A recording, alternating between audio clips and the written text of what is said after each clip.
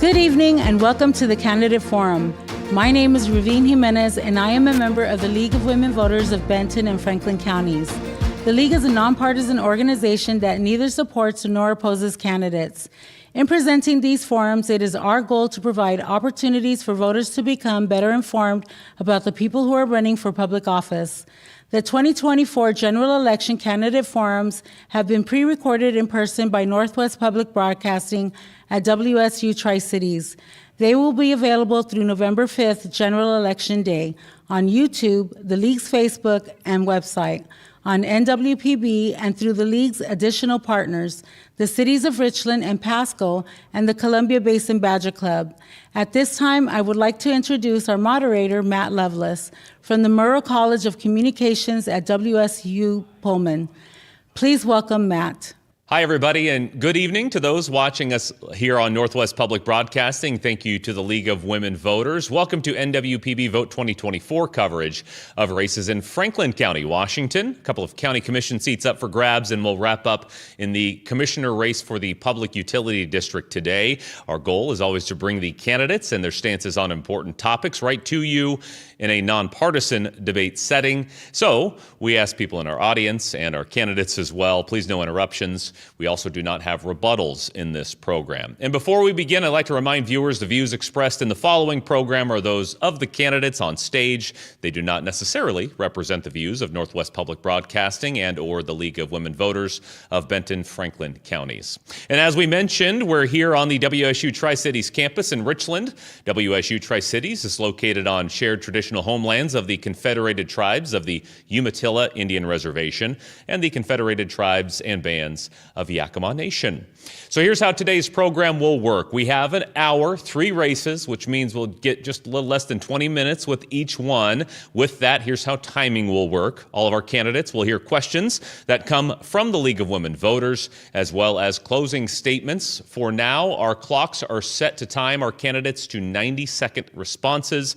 They can see that clock. Now, as moderator within the time parameters of this program, I do reserve the right to include more questions if need be. The goal here is to stay on time and on topic for the sake of fairness to all of our candidates. All right, let's get started with our race for one of the seats up for election on the Franklin County Commission. Stephen Bauman is here looking to win his first election, but running as the incumbent after an appointment to the position.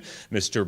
Bowman is up against Caleb Adkins, who emerged from a 3-person primary. We want to thank you both for being here. We've explained the rules, which means, we get right into the questions from the League of Women Voters of Benton Franklin County. And the first topic we address in depth with legislative candidates has been redistricting quite a bit here. And I have a question for you, Mr. Atkins. You can start here. Have the newly drawn district lines in Franklin County had any impact on your priorities for the county, as perhaps it's changed the constituency or the district's needs? Well, I'm unaware. Well, first of all, I want to thank you for having us here and putting this whole thing on. I was pretty unaware of local politics up until pretty recently. I've followed national politics at a granular level, and I studied sociology, mathematics, and education at Walla Walla University. And since then, I've been a teacher of mathematics at A.C. Davis High School. Go Pirates. But has the redistricting affected me? Now, I would say that I don't really know that much about the redistricting per se, but I will say that in terms of the voters that I've talked to, nobody's mentioned that being an issue in any capacity. I do know that I want to orient our district and thus our county for measured growth and facilitate that in the best way possible while taking in the needs of the community members, as well as being guided by principles of conservatism and meritocratic economics. Thank you for being here, Mr. Atkins. And Mr. Bauman, I'll ask you that same question, and maybe you have a different perspective as somebody who has served on the commission as well. And it's a question we've asked legislative candidates here when it comes to redistricting, certainly in the 4th or in the 8th, the 14th, 15th, and 16th. Do you have an opinion on that? I do. Thank you, Matt, and thank you, the League of Women Voters, for having me here today.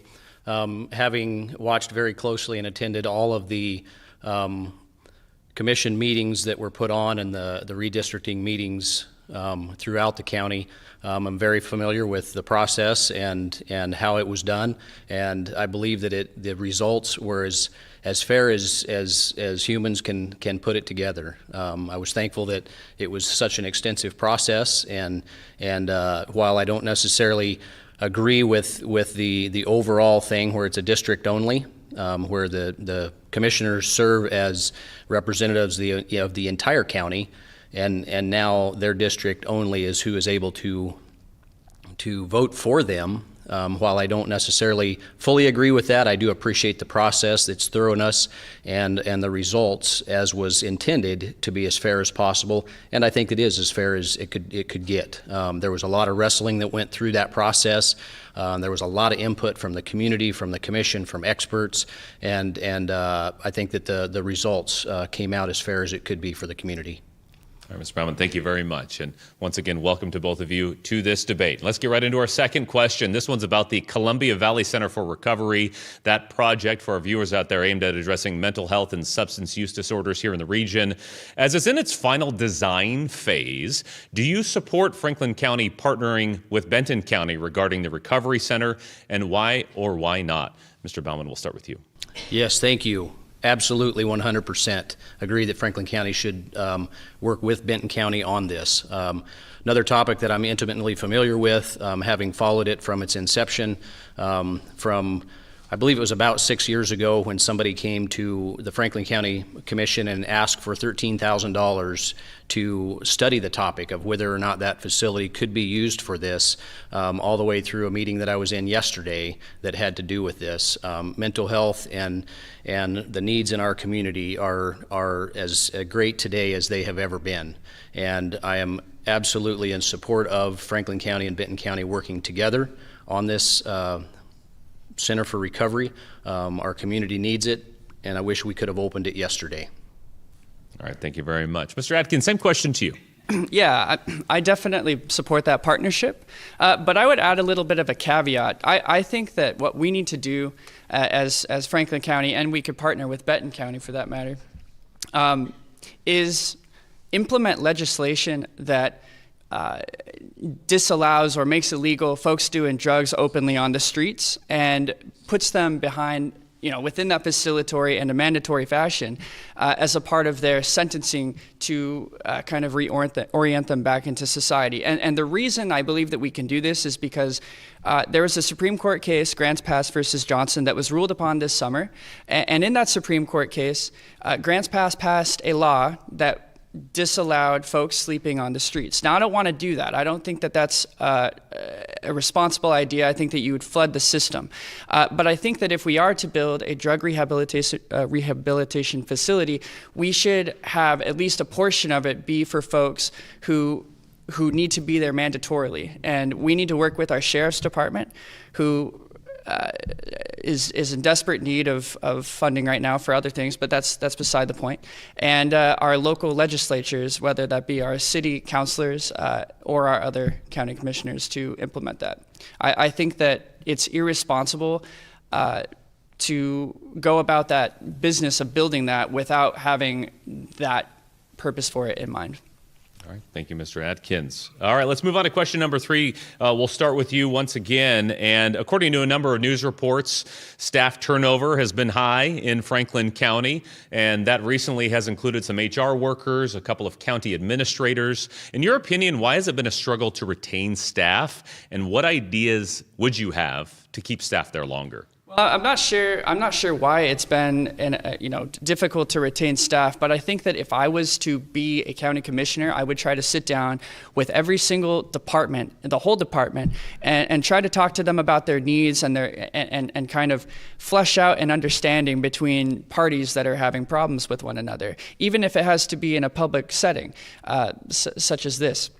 I think it's important to kind of take everybody's input when making any decision that could be to their benefit or their detriment. I also think it's important that when implementing legislation, or funding, to follow that money and to make sure that it has the intended consequences that is intended. Because unfortunately, with public policy making, and that this doesn't just to apply to budgeting, taxes, or regulation, there's often unintended consequences that actually make problems that could have been solvable less solvable. And therefore, I submit today that with every piece of legislation, with every move that the commissioners make, I want there to be a sunset within the term of those commissioners, and I want us to be able to measure the effects of those policies and see if they were working, and also get the voters involved and kind of talk to them and see if if they like what's been going on. All right. Thank you very much. Same question to you. Thank you. That's a challenging question. It's got a lot of background to that. I think one of the biggest reasons that it has been this way is the lack of consistency in leadership, consistency in the leaders working well together.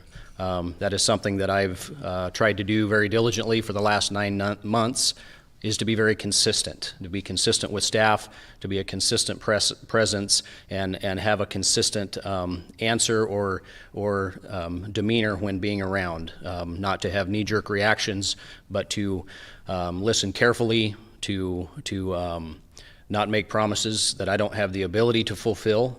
And another component that we have is there's a lot of pressure as the fastest growing county in the state of Washington and the third fastest growing of the third largest metropolis in the state of Washington. There's a lot of pressure from every department. If it's the building department or whatever department it is, there's a lot of pressure because when you have growth of that nature, it just never stops. The people come in and you're expected to perform. And the leadership, it's important that they are consistent and provide the background and the help that the staff needs. And so that's my intention, and I'm working very hard to do that. All right, thank you very much, Mr. Bauman. Let's move on to our fourth question, and it's a quick one. We'll go right back to you for this one. What should the role of Franklin County Commission be on the Benton-Franklin Health District? Can you articulate what that partnership or relationship is like? What should the role be or the partnership be? What should the role of the Franklin County Commissioners be with the health district? So the current role of that is sitting on the board. There's two of the commissioners, not myself. I'm an alternate, but there is a decision-making level at a board level, not the operations on a day-to-day basis, but it's the accountability and the hiring authority for the leadership of that organization and oversight. There has been some issues of late in some of the things that the board has oversight over. That one of the most recent ones was at the Benton Franklin Fair. There was an issue with the State Department of L&I putting rules into place that the Benton Franklin Health District is not in text but in acting as a enforcement arm of the State Department of L&I, and that's a problem. And so it's that's an issue that the commissioners on that need to address of how this is put together, and when necessary go to our legislators and say, hey, we're putting people in a position that they're not intended to be. The Benton Franklin Health District is not intended to be an enforcement arm for another governmental organization, and I think that's a real problem that needs to be addressed, and that's primarily what the role of the leadership or the commissioners are with that Benton Franklin Health District. All right, thank you. And Mr. Atkins, same question. What should the role of the Franklin County Commissioners be when it comes to dealing with or managing the health district? Well, I think if they're asked to do something they aren't supposed to be asked to do, then they should probably fight back.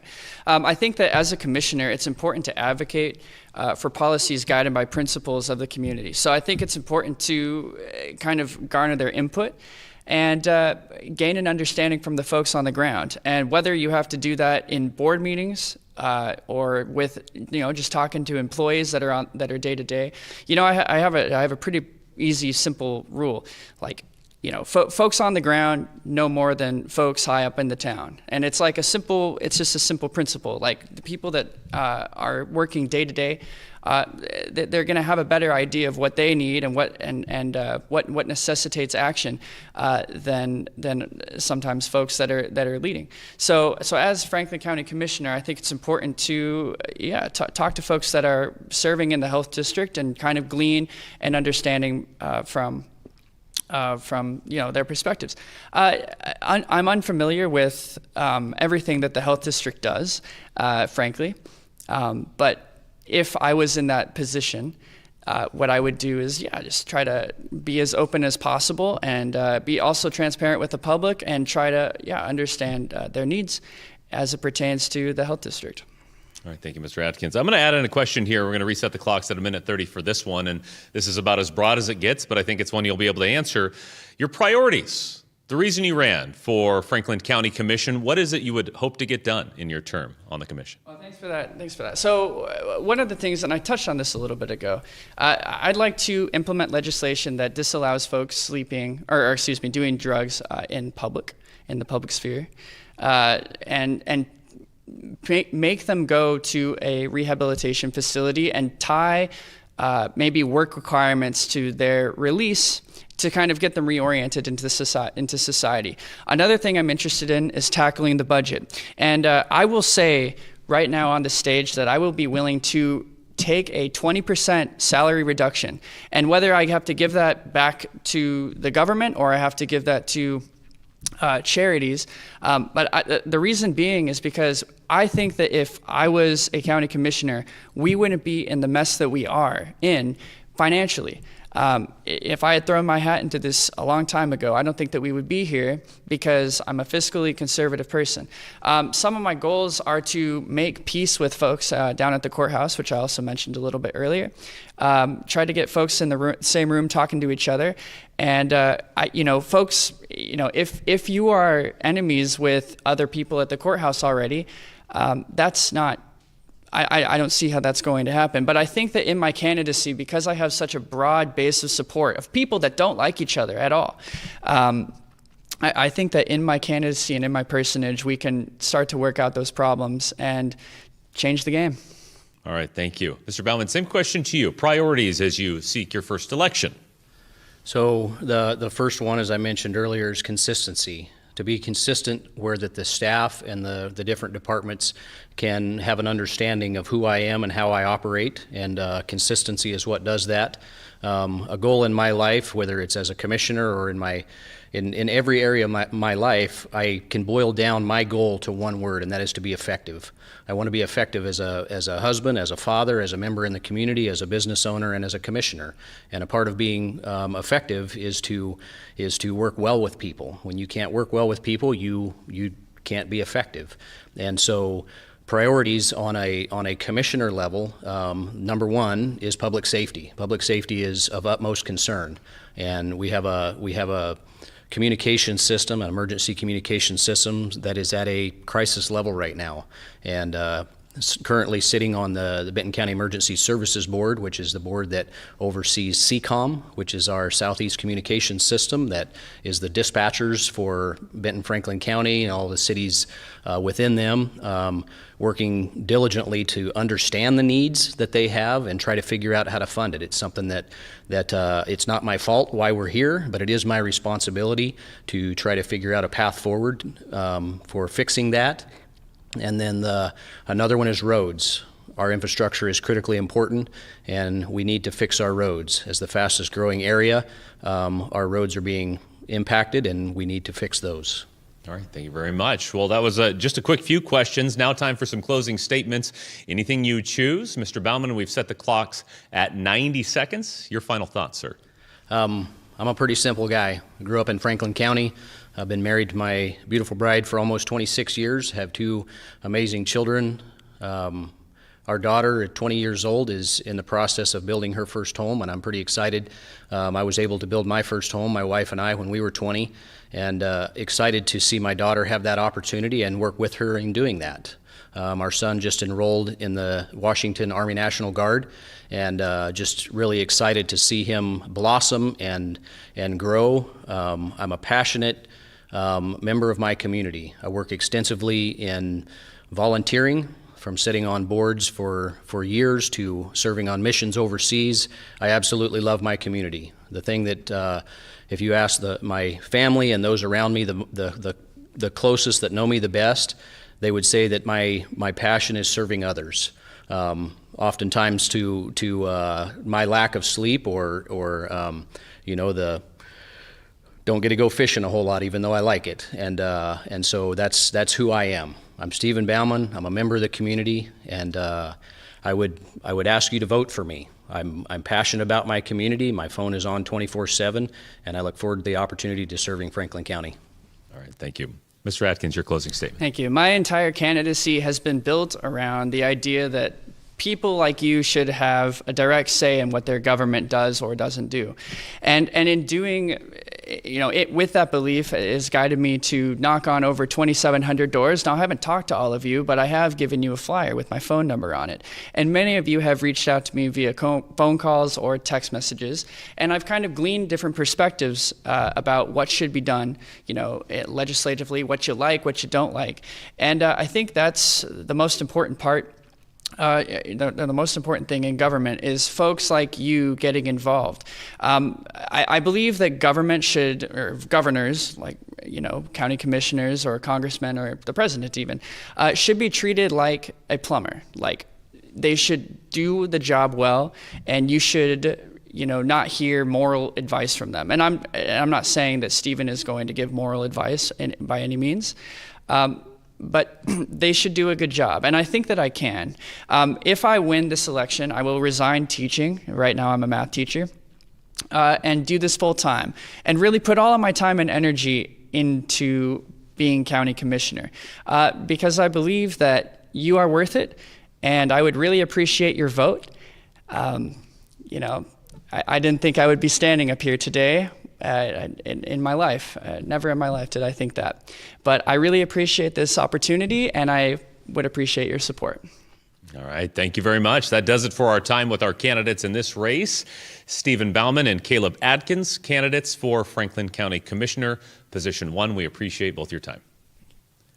And that gives us an easy transition to the District 2 race for Franklin County Commission. Another incumbent, Rocky Mullen, seeking another term, and challenging is Blanche Barajas, who has served on the Pasco City Council recently as mayor of Pasco. We thank you both for your time here today. Appreciate you coming to the WSU Tri-Cities campus. A reminder that we don't have opening statements, but keep in mind we will have 90 seconds for closing statements today. I say that because we go right into the issues here on this program, and number one is about public transportation in Franklin County. And Mr. Mullen, do you believe that Benton-Franklin Transit is a benefit to the county in its current configuration, or do you think some changes may need to be made? I think some changes need to be made. We need to have the public transit. I think that there are some adjustments that should be made. We see a lot of empty buses out there, but we do want to provide the service for the community. But there's also a lot of other issues in the county that need funding. And when you see the amount of funding that we spend on the transit, and a lot of solutions are, people are saying, well, we'll just raise the taxes. Well, I don't believe we should raise taxes. I think we should take a look at the transit and make sure that it's being run efficiently as possible. We have emergency responders out there right now. They're asking for additional funds, and that's very crucial. And so when you look at the busing system, I just think that there's adjustments that could be made to make it more efficient and run more smoothly, and try to get away from so many empty buses, but still provide a service that is beneficial to our community. All right, Mr. Mullen, thank you very much. Ms. Barajas, same question about any changes to the configuration with the transit system, or leave it the way it is. I would have to agree with Mr. Mullen. Public transportation is crucial in our community. It not only connects to services, resources, it's a way of commuting for a lot of students, low-income families, everyone really. benefits from having public transportation available and accessible. I do agree that some routes should be configured. The use definitely needs to be looked into, absolutely. I do agree, though, that it's a way to bring down barriers for those that need to connect to services that don't have their own transportation. It's something that should be revised. Again, agreeing with Mr. Mullen, this is a service that benefit to the community in general.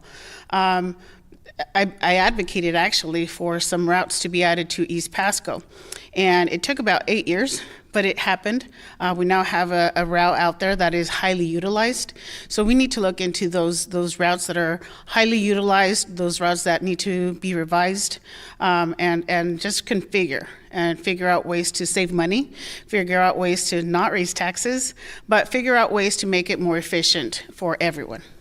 All right, thank you very much. Let's move on to our second question here. One we've addressed with a number of candidates in area races about homelessness. Not just the raw numbers here, which are trending up, but even recent reports that show risk of homelessness, as they define it, is increasing in Franklin County. What's your plan to reduce or eliminate the number of homeless in Franklin County? Ms. Barajas, we'll start with you. Ways to reduce, what are we not doing? Is there any programs that we're not looking into? Is there any assistance from the state that we're not looking into? How can we make it accessible for individuals to afford a house? Our house is not affordable enough, our wages not aligned to where people can purchase a home. What programs are there out there that can benefit first-time home buyers? So we need to look into all this and work cohesively so that we can benefit and actually avoid homelessness. Anyone can fall into homelessness. I've actually helped individuals that are working full-time jobs, but still, for some reason, cannot make the rent and sometimes have to live in their cars for temporarily. But still, there's that risk of what are we not doing, what programs are we not taking advantage of to help prevent homelessness for anyone and everyone. All right, thank you very much. Mr. Mullen, same question to you about ways to reduce homelessness in Franklin County. Well, I believe that, last year we implemented the 1/10 of 1% for the recovery center. There are a lot of people out there that are struggling, and I believe that the majority of our homeless people are suffering from either addiction or other drug-related issues. And the recovery center, I believe, is the first step in bringing those people in and getting them the help they need and put them on a path of employment and try to get people off the streets and get the people the help that they need. And I believe that is the first and major step in trying to clean up the homelessness in Pasco. All right, thank you very much. Let's move on to question 3 as we go quickly here throughout this. What impact has the Growth Management Act had on potential land use issues here in the county? Mr. Mullen. It's had a major impact, and there are a lot of questions that are still need to be answered, and people need to be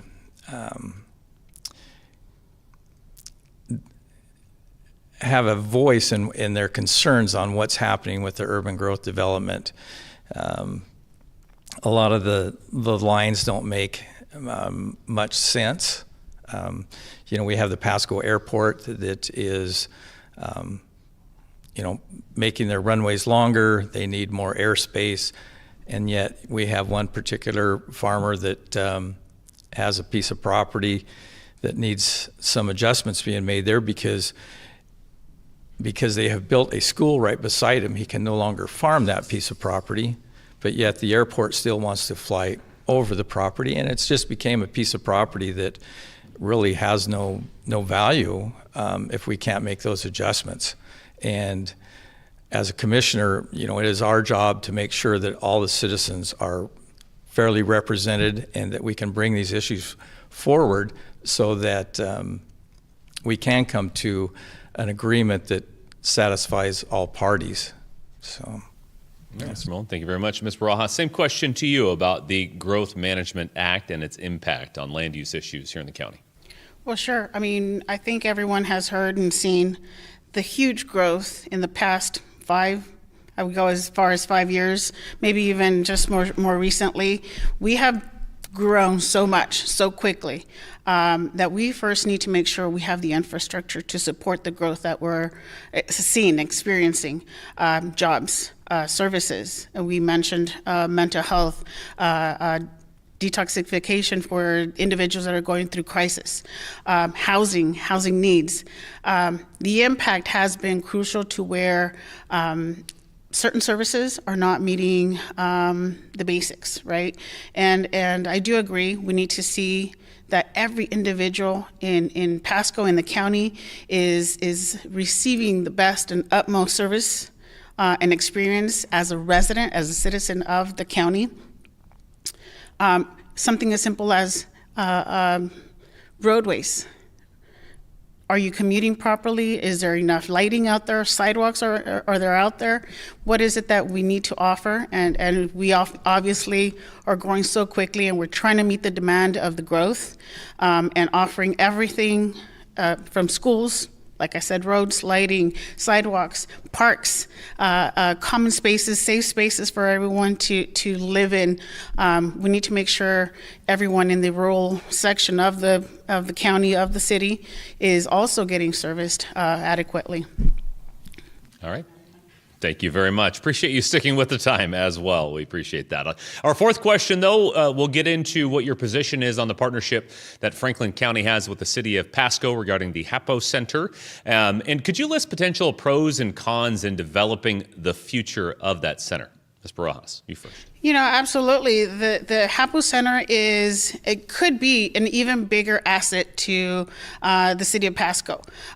Both county and city should be working cohesively to make sure that this facility is offering the best services to the county. And what I mean by that is, are we really using the facility to make a profit that benefits both county and city, right? There's so much potential in this facility, but how can we work together with both county and city to make it the best convention center, recreation center, community center, the convention center, anything and everything under the sun of what it means to have this facility in Pasco. And we should work together. We should be working together to make sure that it benefits everyone. Again, we're a really rapidly growing community that can benefit from the facility. All right, thank you very much. Mr. Mullen, same question to you about the partnership between the county and city regarding the center. Well, it's nice that the city of Pasco has shown a lot more interest lately in the HAPO Center. In the past, it has kind of fallen on the shoulders of the county, and the city has always, paid their fair share, but there's not been a whole lot of interest in the past. And so therefore, the county, has put extensive dollars in there. We put close to $6 million into it last year, all on our own. And we have been recruiting, and we have HWL out there who is now running the HAPO Center, who are very professional. They run commissaries all across the United States.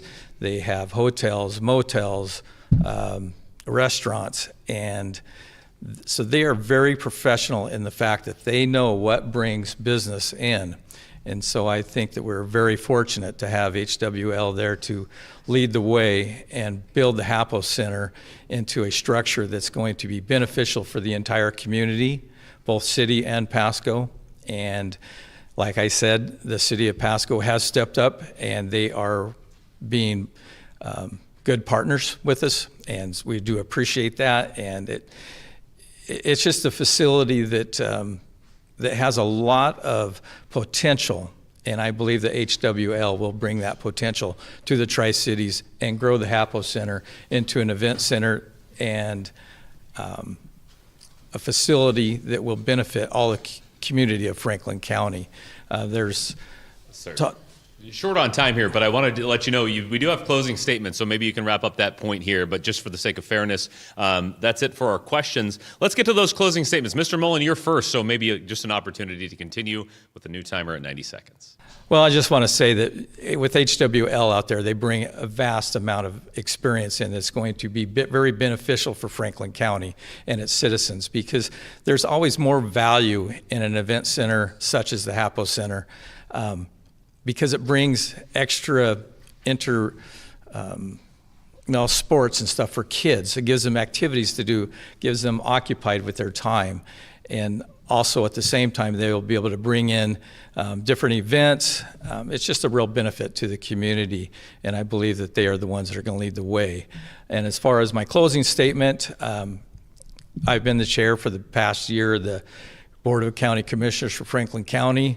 I believe we're on the right track, and I just want to say I believe in limited government, limited spending. The only money that the county or any government agency has is what it first takes from its citizens.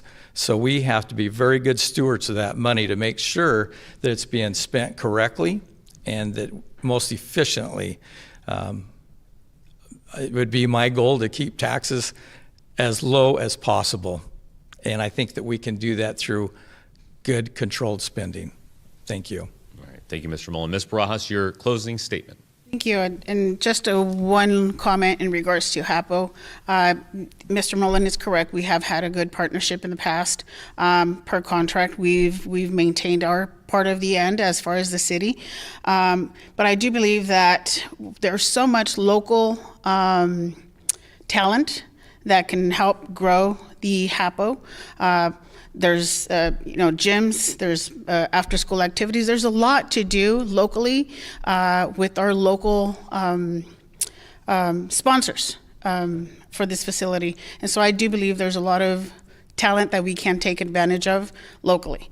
And I guess as far as my closing statement would go, I've been in city council for 6 years now, and you mentioned it, was a mayor and mayor pro tem before that.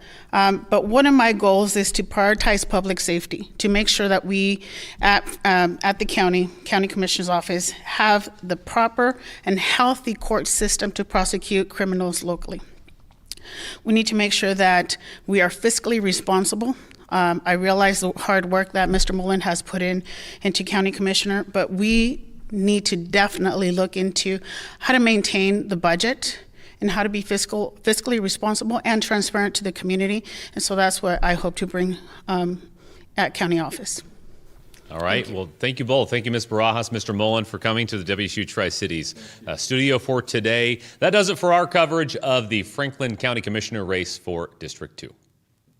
And that brings us finally to our last race featured here in our Vote 2024 coverage of Franklin County races. The Public Utility District Commissioner position is a 6-year term on a 3-member commission. Today, it's District 3 up for grabs with incumbent Stu Nelson facing challenger Pedro Torres. We really appreciate you both for being here today. We're excited to get your answers. No opening statements, but some pre-selected questions from the League of Women Voters.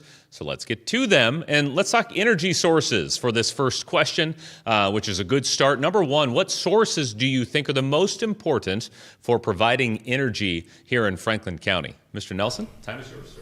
Well, the dams, the nuclear plant,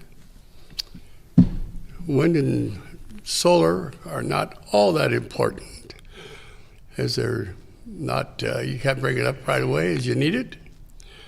The dams, you can bring them up, bring them down, and the nuclear plant the same.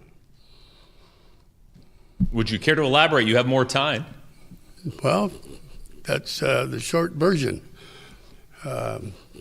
We need more small nuclear sites, SMRs. All right. Yeah. Mr. Nelson, thank you very much. Mr. Torres, same question to you about energy sources here in Franklin County, what you should prioritize. Well, Mr. Stu Nelson is not wrong. He's correct. Our main source of energy does come from the dams, and we get at least 76, maybe a little bit more than that, % of our energy created by dams, which, as many of us know, they are a green, renewable energy, very safe to the environment.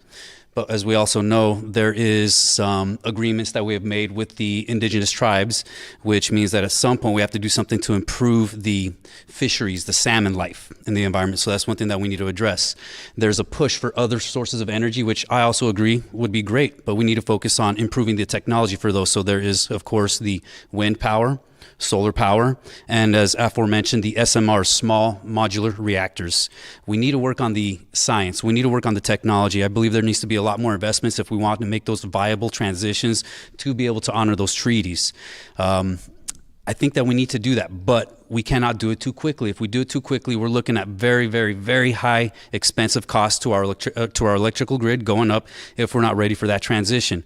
We also have to remember, as we're wanting to be climate friendly, eco-friendly, the people that would be impacted the most by such a transition, that would be very, very costly. And those are the people that are, I'm speaking for my district in particular, District 3, that's Eastside, downtown Pasco, where a lot of people are living paycheck to paycheck, and they're not ready to take that big leap in the cost of energy when we make that transition. So those are our main sources of energy. Before we do any kind of transitions, I would advocate for more research in those before we can make any kind of a transition to not hurt our fellow people in the process of doing that.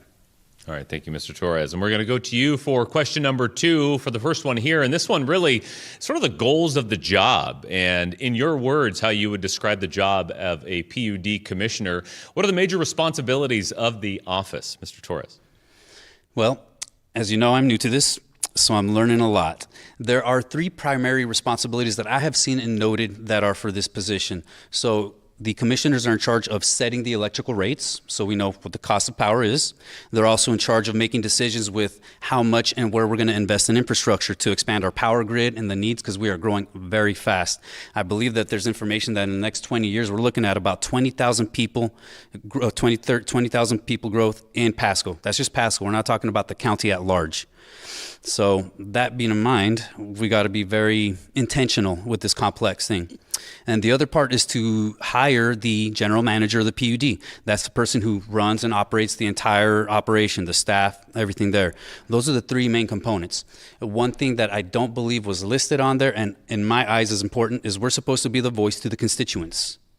We need to be going out there speaking to the residents, speaking to business owners and asking them what are their concerns, so that we can take those into consideration. I've been going to meetings for 18, 19, maybe 20 months now to learn about the position and see how things operate. And in that amount of time that I've been going, I haven't heard anybody talk about, while I was out there speaking to people, these are their concerns. They've been doing a great job of making the assumption they want to keep electrical costs low, and that's true. But there's other things as well that they want to talk about, and when you go out there and you talk to them, they will talk about other things. So those are the responsibilities in my eyes that are the primary ones, and the one that I want to improve on the most has been in outreach, reaching out there and informing and educating the constituents so that they can be a part of the conversation when we're making decisions. All right, thank you, Mr. Torres. Mr. Nelson, same question, and here as we're in public media here doing this debate, it's nice to inform the public sometimes on what the job is all about. We send out a newsletter each month with the bills. We advertise in the paper. The meetings are all advertised when they are. Anybody can come. We have a rate advisory committee that meets once or twice a year with all the different rate people, citizens, farms, businesses. They help us set our rates. We go through everything with them and get their approval. We had a rate increase 1st of May of 3%, the first one in 7 years since the pandemic. In our, for instance, transformers have gone up 300% in cost, and we've, got through it without having to raise our rates until just now.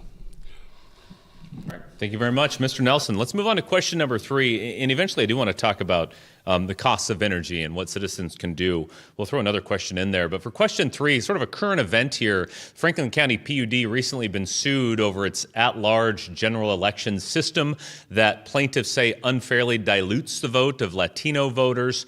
The question is, what are your thoughts about the proposal to have the Franklin PUD go to a district-based election system that plaintiffs are saying will give the Latino community, which accounts for about 37% of the voting age people here in the county, a better chance of being represented by a member of their community? Mr. Nelson, your response. They agreed to do that, which I don't think it's going to make that much difference. I mean, people have got to get out and vote. If they don't get out and vote, then they've got nothing to complain about.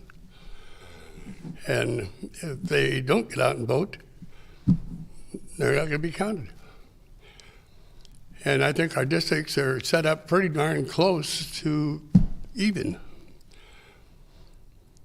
The 3 districts are just within a few hundred people of each district.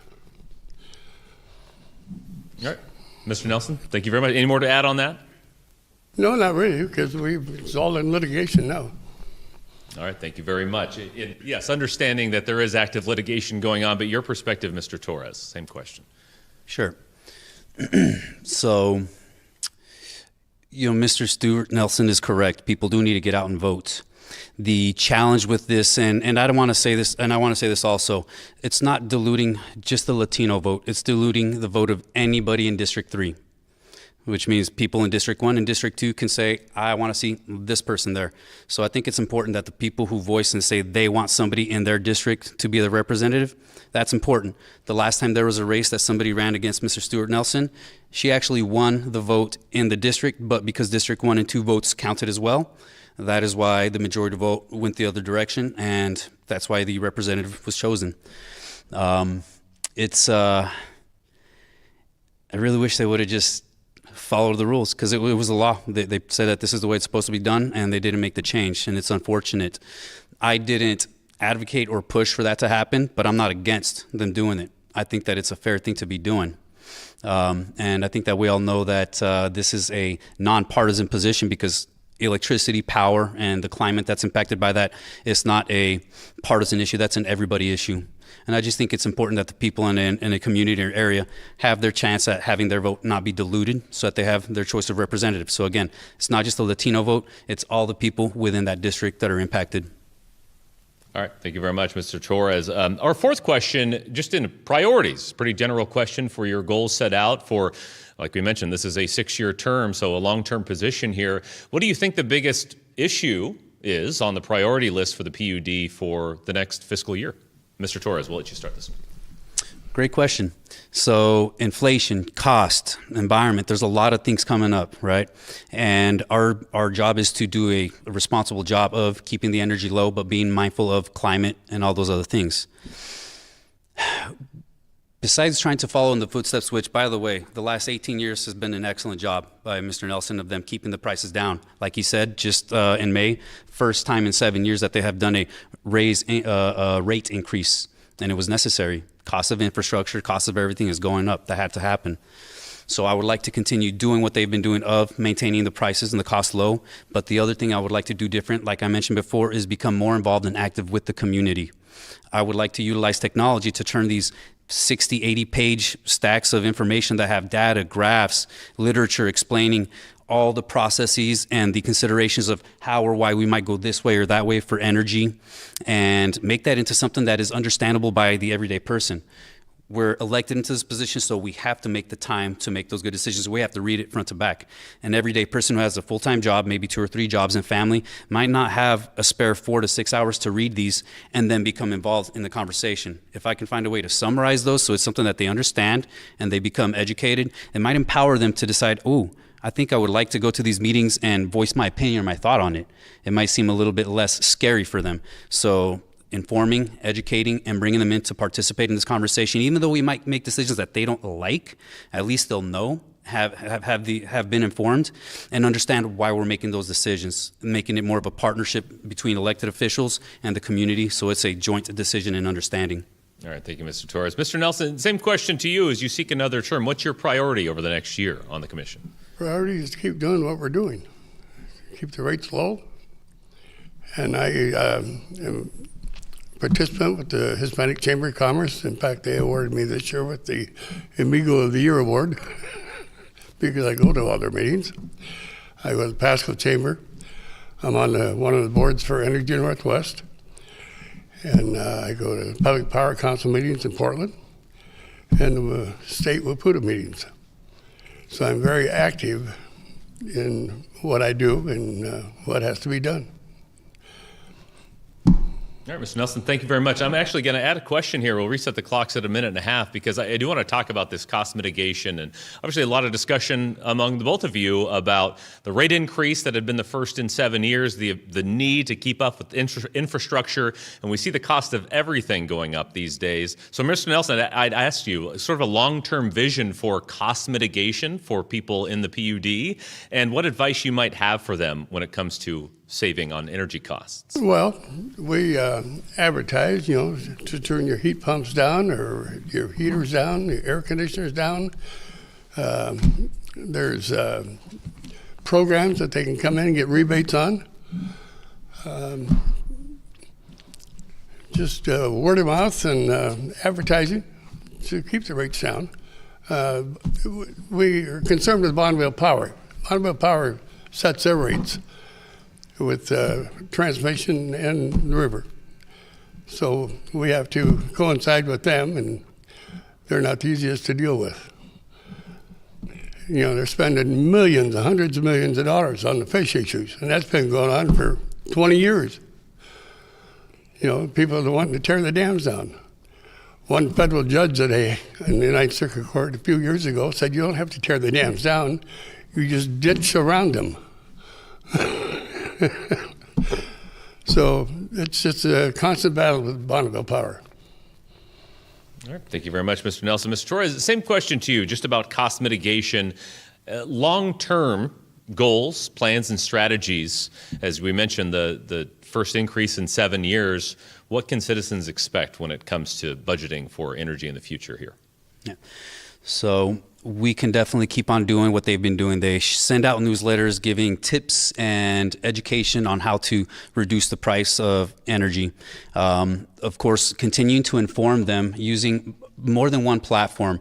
They do good about sending letters at home, and they do have a social media presence, but I believe that increasing the usage of that, finding budgeting to put more into the social media so that there's more going in multiple platforms to educate people on different ways to mitigate energy costs.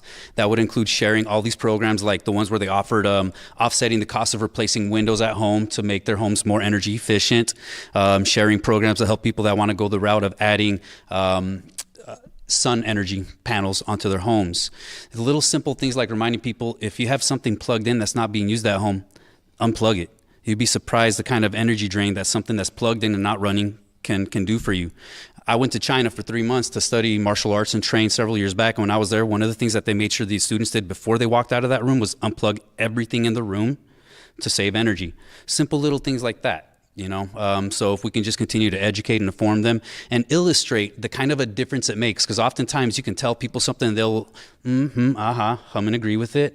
But when we make an illustrated version of that so that they can see and we can quantify this is the kind of savings you can get from doing these things, that can incentivize people a little bit better. All right, thank you very much, Mr. Torres. Well, that addresses some longer-term visions here, but we do want to leave space to address anything that you think we left out or you'd like to add to this with some closing statements. We'll have 90 seconds for those as well. Mr. Torres, we'll start with you at the beginning here. The time is yours for a closing statement, sir. Wow, I came unprepared with a closing statement. Can I look at his notes? Nope, nothing going to help me there. Well, first of all, I just want to say thank you to the League of Women Voters of Franklin County for hosting this for us, an opportunity for everybody to get to know us. So thank you for hosting us here. Secondly, for everybody that is considering coming out and voting, this is very important. It's an opportunity for you to practice what many people gave their life up for, to give us the opportunity to vote and have a say in who's going to represent us. So get out there and vote. Thirdly, Pedro's an incumbent. He's new. Yeah. And I'm going to come with some new perspectives, new ideas, and a lot of energy to get out there and meet people, talk to all of them, and see what is the issue. Get them involved, get them engaged. So I'm ready to hit the ground running, meet everybody, and bring some new ideas to the Franklin County PUD, and see if there's other ways that we can approach a lot of these complex challenges that we see coming up. And again, anybody that's out there that's young and thinks, how can I make any change? Any one of you out there can do this. You can. If I can do this, I have a migrant family background, showed up, not understanding any English here, learning the language, becoming involved, educated. you can be empowered to make a difference, whether it starts at a vote or learning about these things. And I want the young people to visualize themselves in positions like this where you can make a difference. Thank you. All right, Mr. Torres, thank you very much. Mr. Nelson, 90 seconds for your closing statement, sir. I'd like to be reelected again to continue what we've been doing. When I was first appointed to the PUD, it was a mess. We had a couple of commissioners that did nothing but fight each other, and PUD was in deep trouble. Right now, we're probably in the best financial condition we've been in years. And everything runs smooth. The commissioners all get along well together. We're all on the same page to try to keep the rates down. And we just work very hard at it. And I participate in these different meetings to learn and represent the PUD. All right. All right. And I'd like to know where you, 19 months. I've only seen you the last 6 or 7 meetings. We should take a look at the notes. We're going to. All right, gentlemen, thank you very much. Thank you for answering our questions. We'll stop the conversation there, but we really do appreciate you both being here today. That does it with Pedro Torres, Stu Nelson, candidates for Franklin County Public Utility District 3 Commissioner. Thanks for being here. Thank you. And one more thank you to all of our candidates who are here today. The League of Women Voters and NWPB's Vote 2024 has covered a number of races on ballots going out in Benton and Franklin County, and truly we wish we could have done more. A reminder, Election Day is on November 5th.